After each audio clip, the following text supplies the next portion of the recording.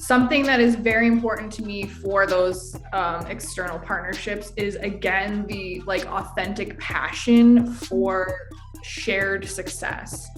Because if I get the feeling that you're just cashing my checks every month and you don't actually Mm. care about KPIs and you don't actually care about the longevity of the brand that I'm representing, then we're just not going to fit. Natalie, welcome. Good to chat with you as always. My good buddy, Natalie.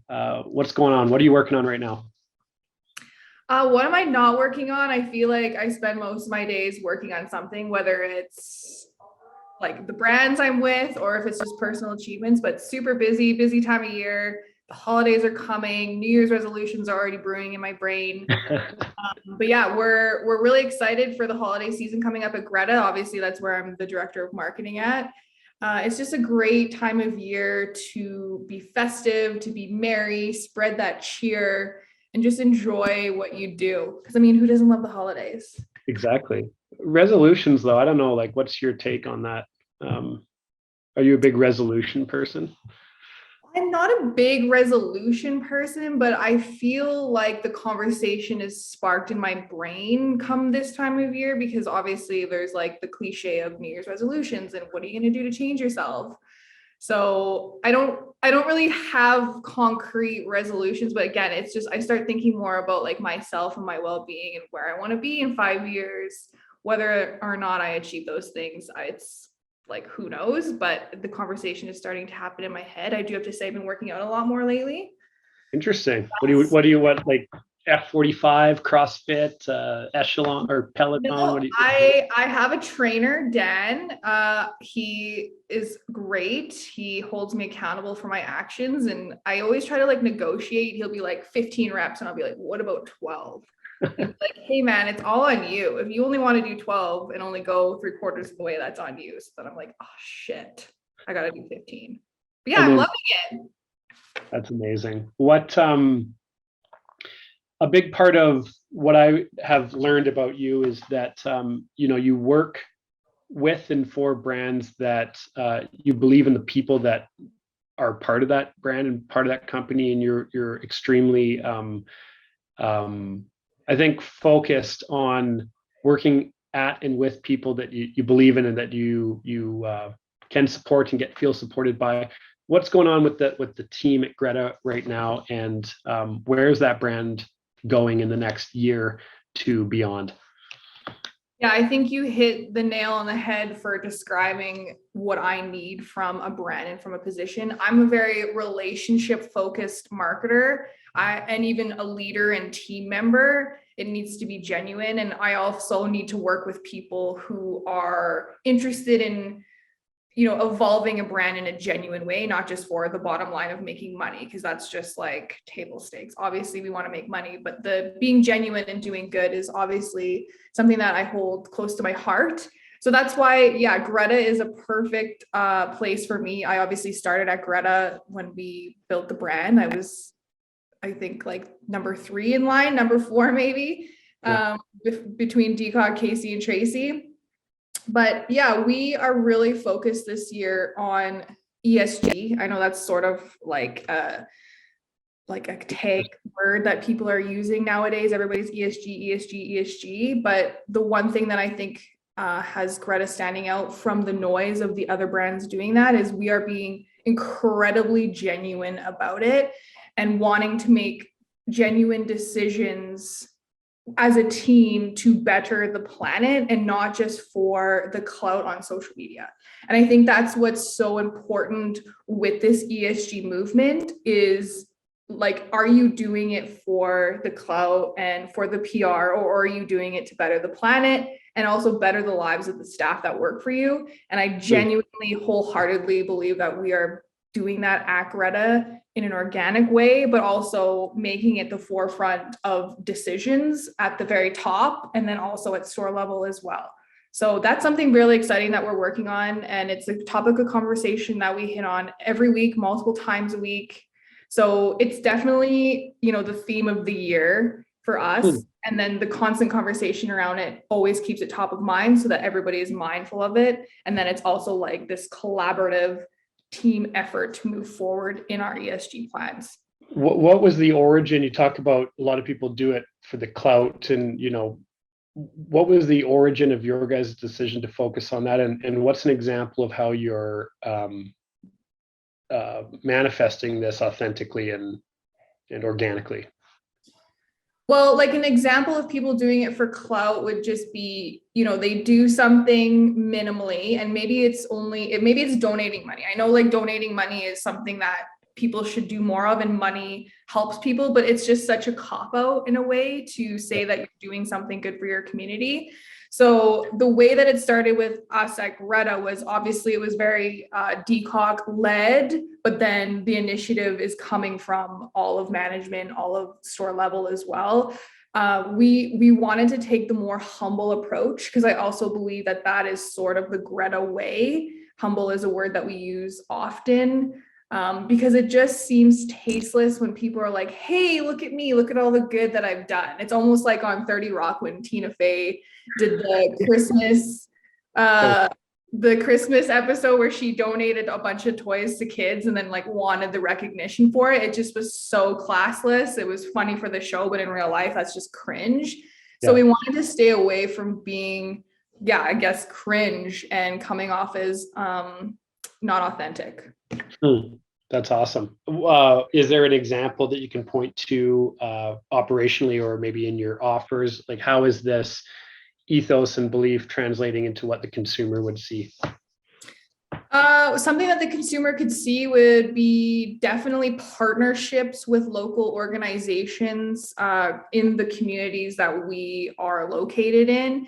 And when I say partnerships, I don't just mean one-off checks are being wrote. It's actual collaborations with events, spreading the message, getting awareness out. So that would be more for the social.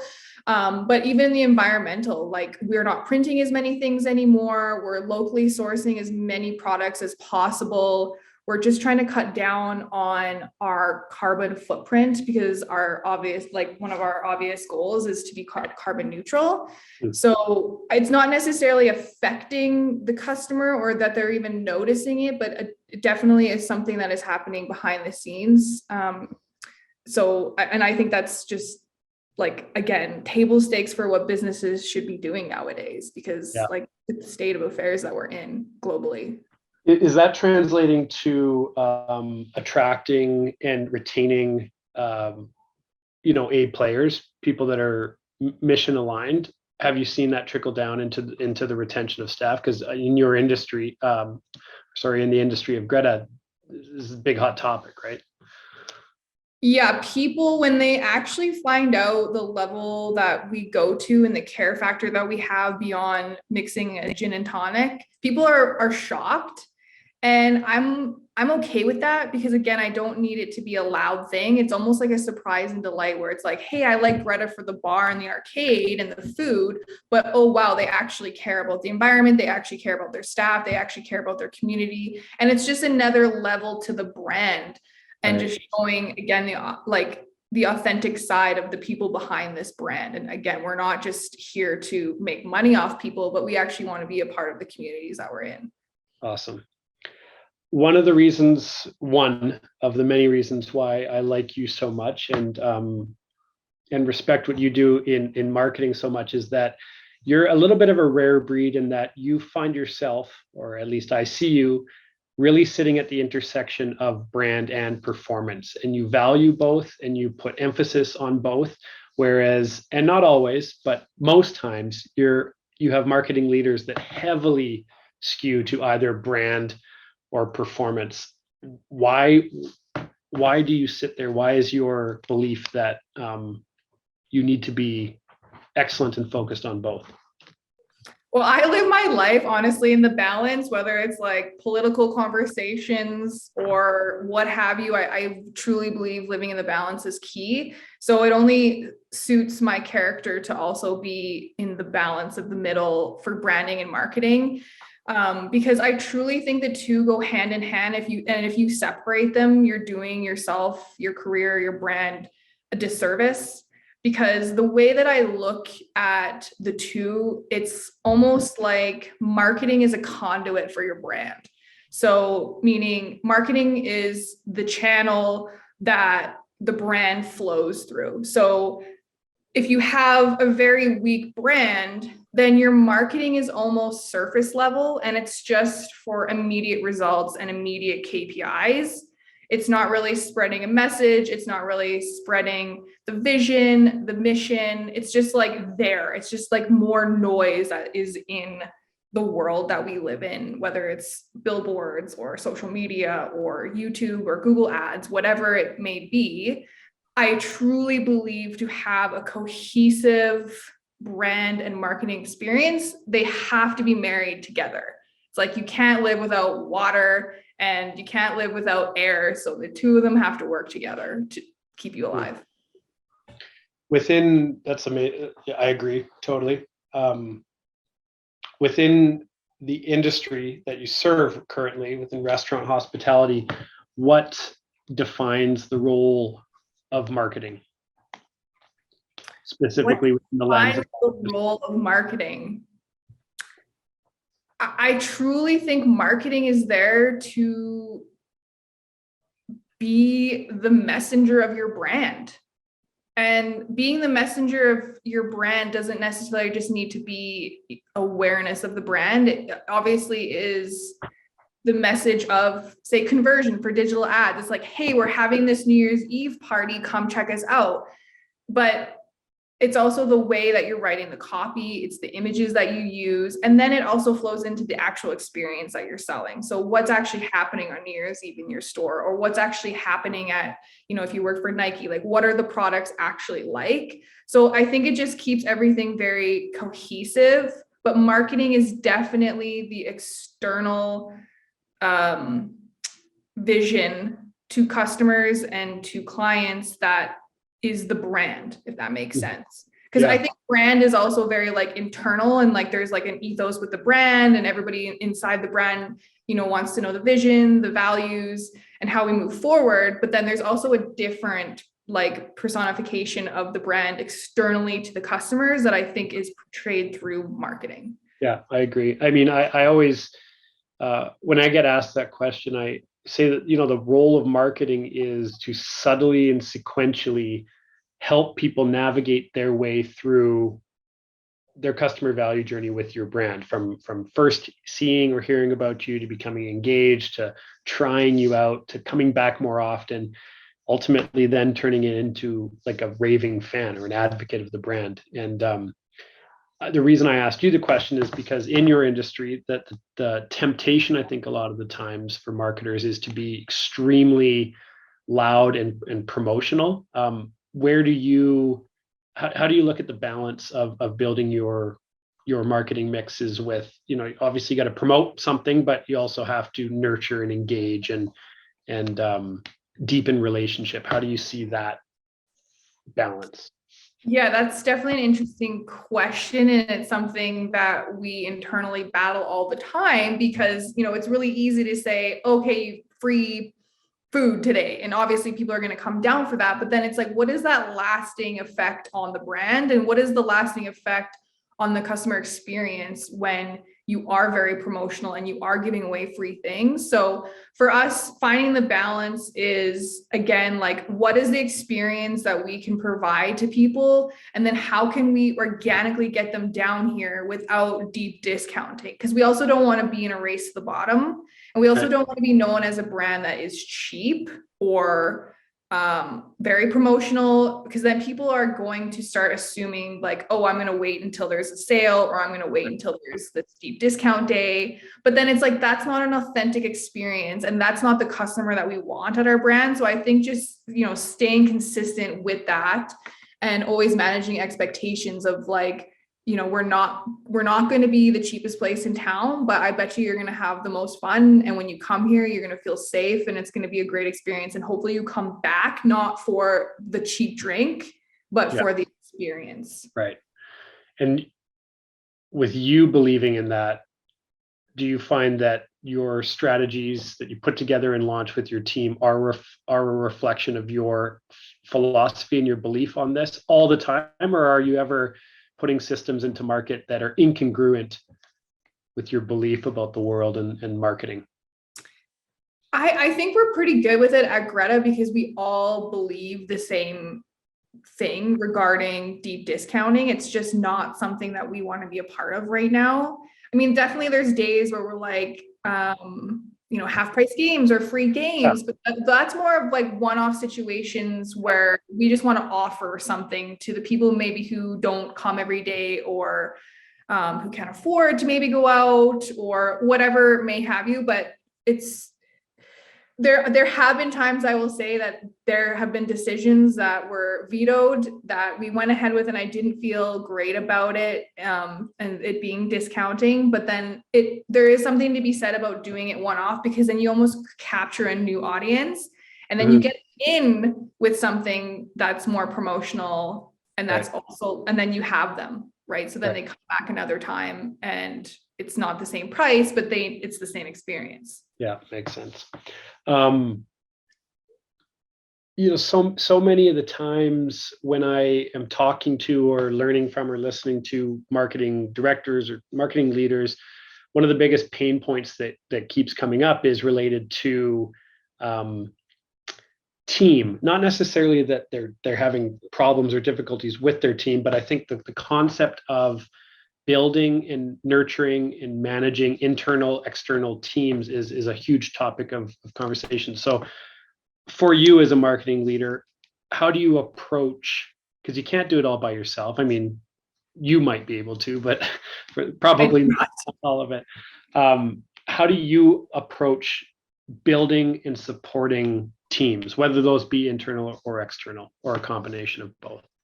Yeah, well, it's funny that you bring up this question because leadership is actually something that fascinates me, maybe even more than marketing, just because of like the human psychology of how people react and how teams work together.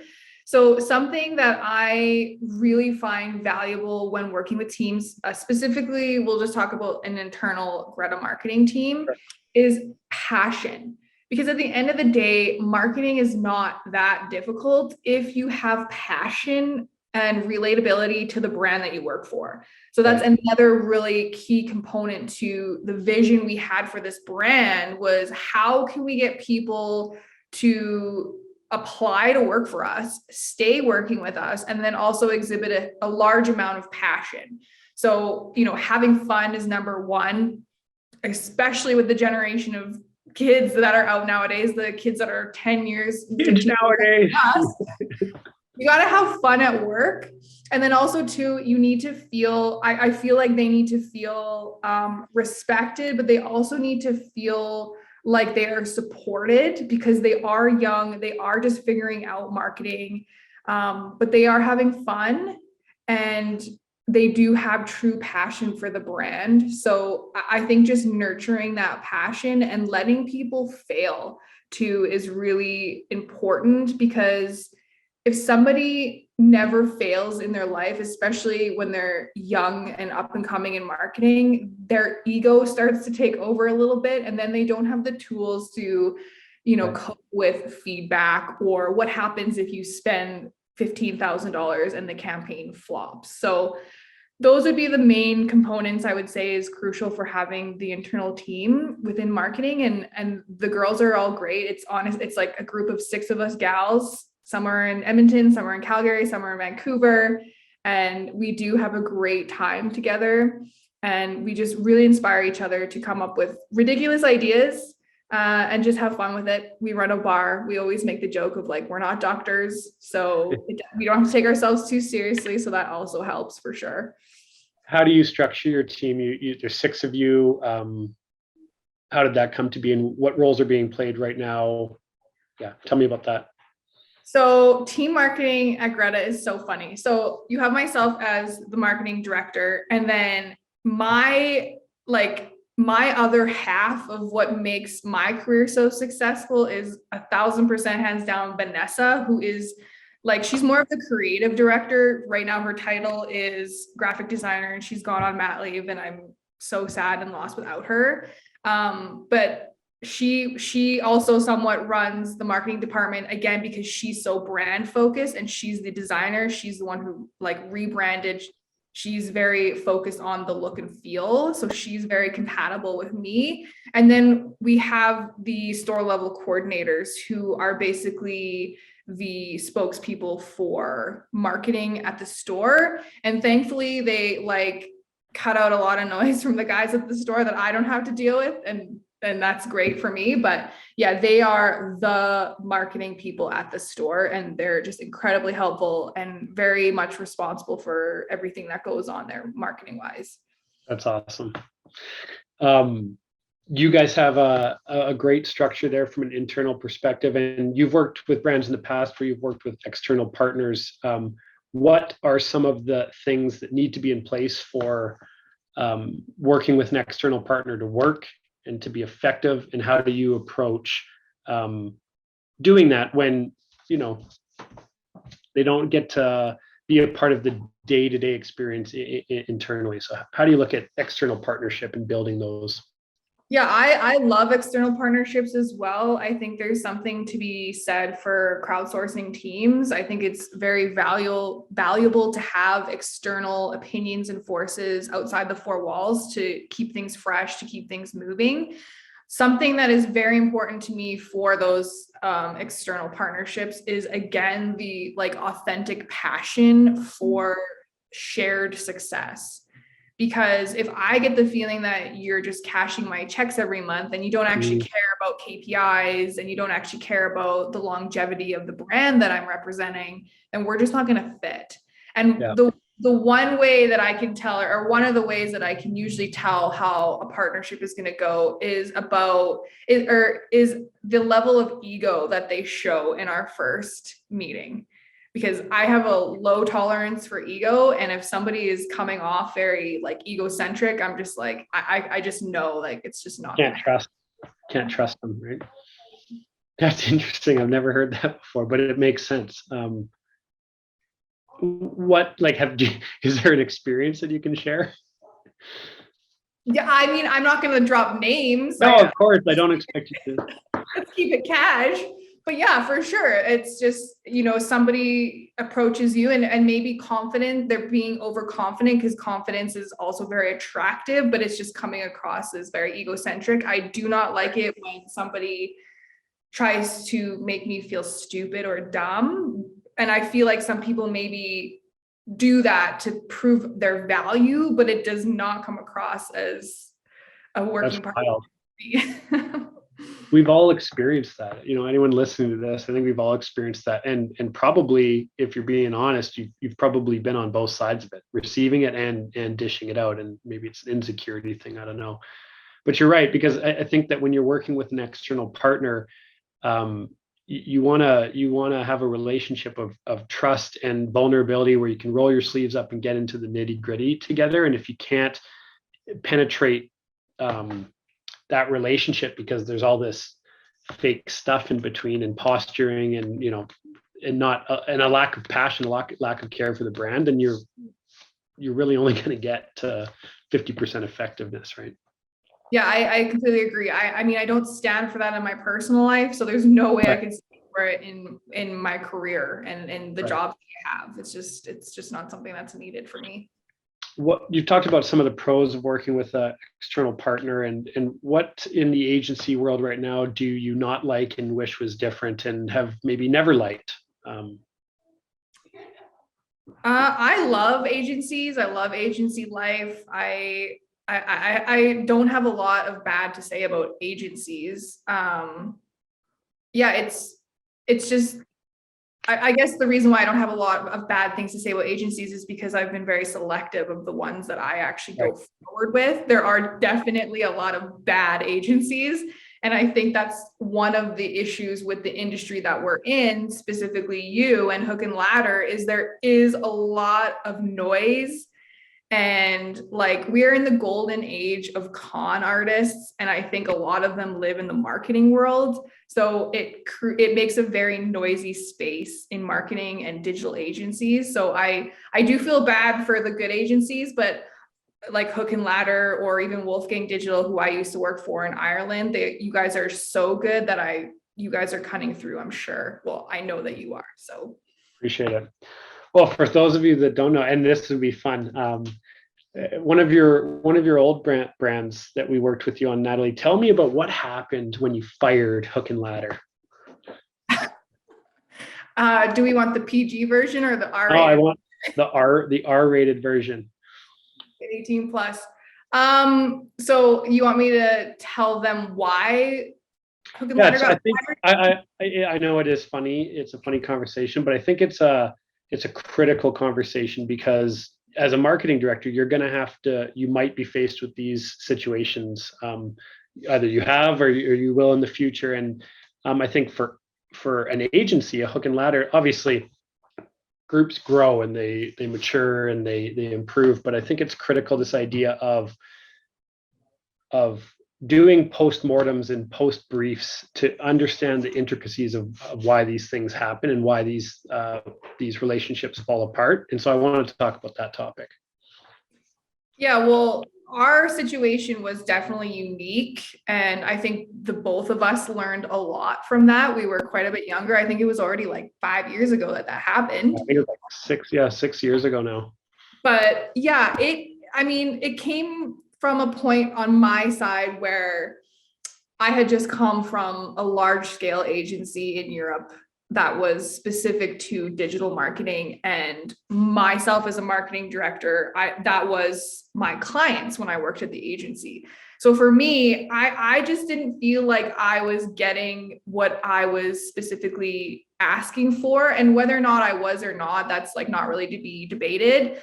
But yeah, we were just like not jiving. There was some miscommunication that was happening, and then that tough conversation had to happen, but I think it was for the best, obviously. And then, we learned a lot about, for myself included, it was a lot. I learned a lot about how I am communicating wants, because also at the same time, I was dealing with an internal team that was not a team that I built. It was a Yeah. team that I was into. So it was trying to also navigate the communication styles of them as well, not necessarily like it's my way or the highway. So there was just a lot going on, and we just Yeah. were not jiving, as you know. And we split ways amicably, and we learned from it. And here we are 6 years Yeah. later, podcast together. Totally. And so this is a message for agency owners out there, agency people, and marketing leaders, is that on the agency side is that uh, it's only through constraint and challenging circumstance that you grow. So you should embrace them and not go forward in fear or with lies or facades in between the relation, walls that get in the way of the relationship. And for the marketing leader is that you have to be, you owe it to your team and to your brand to be protecting of that and to demand solid integrated relationships that fulfill from both a personal side, but ultimately from a KPI scorecard side as well. So I think that there's too much wanting to be nice and wanting to save people's feelings and not disrupt relationships out there. And it's a word of encouragement to both sides to lean into that, I think. So Yeah, I agree more. funny thought. Big part of our job as marketers is setting and measuring and analyzing KPIs and measurable quantitative components of marketing systems. How do you approach measurement? Well, I obviously love performance coming from agency life, and KPIs and digital marketing. It's the breadwinner for sure. But for me, being more focused on brand and high level and not just focusing on digital marketing, KPIs definitely have adjusted, in my opinion, as the leader of marketing. A KPI for me is customer feedback, what their experience was like. So, it is somewhat measurable, but then there's also the KPI of staff retention. That is something that is top of mind for me. Obviously there's the KPI of sales. But I think like bringing up sales is table stakes, because obviously that's why we work. But yeah, the KPIs that I'm really focused on right now in the calendar year that we're in is more of the brand pieces. And like I said, the staff retention, customer reviews, perception of the brand as well. Something that I really like doing is scouring the internet and TikTok and just seeing what people are saying about us. And if it's, if it's more of like a positive conversation, that's just a really big win for me. Yeah. So the KPIs that I have with digital, because I do still run all the digital for Greta as well, is like I obviously want high click rates on campaigns that I want to drive traffic for. I also really want like low cost per click. Like there's still like those KPIs that I have for digital marketing, but in general, as a director of marketing for the marketing department, it isn't so much just focused solely on the metrics of digital marketing KPIs. Yeah, it's like the holistic story that's being told. Not every marketing director gets the ability that, or the freedom that you have, which you've earned, to tell a more holistic results story. Have you struggled with that in the past, and how did you get to the place where you can report on things that aren't 100% attributable to X, whatever you're doing, but instead been given the freedom to tell a more holistic results story? I truly believe that I have been granted this freedom because of the entire team. And the reason why I say that, and I don't just mean marketing team, I mean the entire Greta organization, because they make marketing easy as well, because they are a dedicated group of people, and like everybody from store level up to Chris Deacock are passionate people. And the reason why we got to this spot, I believe, is in our hiring practices, in training, which we are working on. But I have been granted this privilege, not just because of the work that I have done, if that makes sense. Because being genuine and authentic is such a strong core value for the brand, we have gotten to this point. Because let me tell you, I have also worked for other companies that are not Greta, and I have absolutely not been granted that favor. And it has been an uphill battle because I would try to make authentic, genuine brand decisions and marketing decisions, but if that wasn't actually happening on location, it literally did not matter what I was saying and how authentic marketing department was being, because it just wasn't true. Why do you think there's such a discrepancy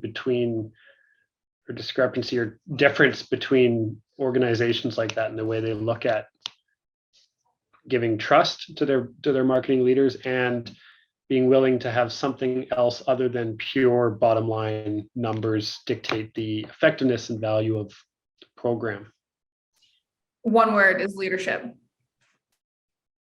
There's no other thing to say. It all has to start with the leadership, and trust is a huge word that you just used, and it's also trust.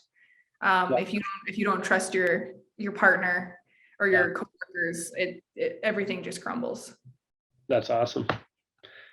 I want to give you a chance to do a bit of show and tell or brag about what you're most pumped about right now. Either maybe something that comes to mind that you've done over the last 12 months, or something that you're doing right now. Brag a little bit about what you're most proud about from an accomplishment standpoint. Well, way to make this conversation awkward. I don't like doing that. I know. More behind the scenes kind of gal. Well, I figured we'd start with talking about when you fired us to kind of break the ice, and then break the ice, and then you hit me hard with a question like this. I'm really just proud of, if we're talking about me personally, you want like a personal thing, or do you want personal or?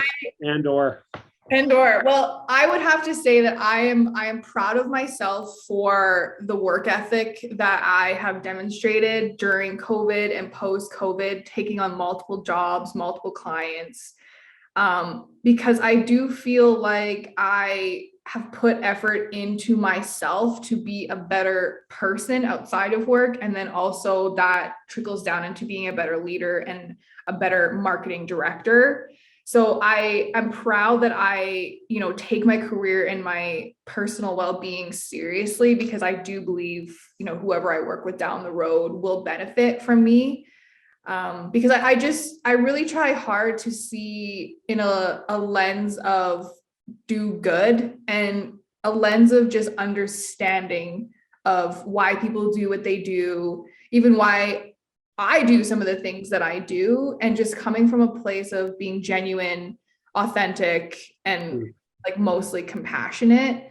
So I am proud of all of the things that I've done in the last year for sure, and just increasing my level of capacity, whether it's my level of capacity for creativity, my level of capacity for bullshit, even like, where I was last year to where I am now. Last year, freaking out, yelling at the wall because I'm so frustrated, to maybe today I'm not yelling at anybody. I'm not yelling at any walls because I have a higher capacity to handle things, I guess you could say. So I'm proud.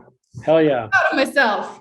I try to tell you as much as I can, but I'm proud of you too. And even beyond the last year, I guess, ever since I've known you, your growth and maturation and as a leader, I think, marketer for sure, but I think that you've kind of tapped into a vein here where your ability to be an excellent marketer, or whatever it is your role is, right? A doctor, a husband, a nurse, a father, a mother, whatever is directly almost proportional to your ability to develop yourself, sharpen your own sword, and establish yourself as a leader. So I've seen a hockey stick growth from you since I've known you in that regard. So I'm proud of you too, man. Thanks, buddy. You bet. When are we getting together for some oysters? ASAP. I'm flying to Vancouver this weekend again, so I'm going to obviously have some oysters, but you won't be there. Obviously, but that used to be a thing where you don't get fish or like seafood like that in Calgary because you're like, oh well, it's not. But the reality is that the oysters you're getting today in Calgary were in Vancouver this morning. So, well, the oysters I'm eating were not in Vancouver because I only eat East Coast oysters. Oh, why? East Coast, Best Coast. East Coast, Best Coast. Well, I just think we could talk for hours and hours about this. And again, the reason for this podcast and the reason for talking to people like you is because I believe in marketers. I believe in marketing leaders, and I think that they need to be brought to the forefront more, and really be a voice to help interns and coordinators and managers. And actually, I do want to ask you that before we sign off: is what thoughts do you have or advice do you have for the Mount Royal University marketing grad who is interning at a brand or in an agency and has aspirations and desires to play the coordinator role, manager, and ultimately direct a function at some point? My advice is to just get after it. Like, just dive in head first, make mistakes, piss people off, but just keep trying. Because some of the best experiences in my life still to this day were the unpaid internships that I had in Vancouver. Getting that hands-on nitty-gritty experience, being, at the bottom of the barrel, but really just feeding that hungry urge to work my way up the ladder. So work as hard as you can, have fun while you're doing it, but just get after it. Sweet. I appreciate you, Nat. I love our conversations, and always proud of you, and value our friendship. I do too. And you know what? I never said this earlier, but I am also proud of you, Caleb. Look at you go. This podcast, running an agency. Well, I think being dad is number one. I was just going to say, you got one of the cutest kids I've ever seen in the world. I'm obsessed with your Instagram just for her. Oh God, you don't ever be those parents, right? Putting too much stuff on Instagram. I'm always trying to be conscious of that. Okay, but she's so friggin' funny. I think that's the thing. It's like the Flames game was like that's right. Seeing Disneyland for the first time, or like seeing New York City for the first time. She was just like, that was so wholesome. Yeah, that was a special memory. I'll never lose that video, that's for sure. Okay, well, oyster soon. You're going to Vancouver, so travel safe and chat soon. Thank you. We'll see you soon.